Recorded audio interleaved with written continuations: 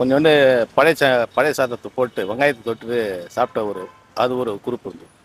அதே பழையதை தயிர் போட்டு கருவாடு தொட்டுக்கிட்டு சாப்பிட்ட உண்டு. இது ரெண்டுத்துக்கும் ஒரே நேர்கோடு தான், ரெண்டுமே சுவை. அப்போ அந்த சுவையானது இப்போ யார்ட்டுமே இல்லை. இப்போ ஞானம்ன்றது ஒன்று இருக்குது, கேள்வி ஞானம்னு ஒன்று இருக்குது, இயற்கையாக வரக்கூடிய ஞானம்னு ஒன்று.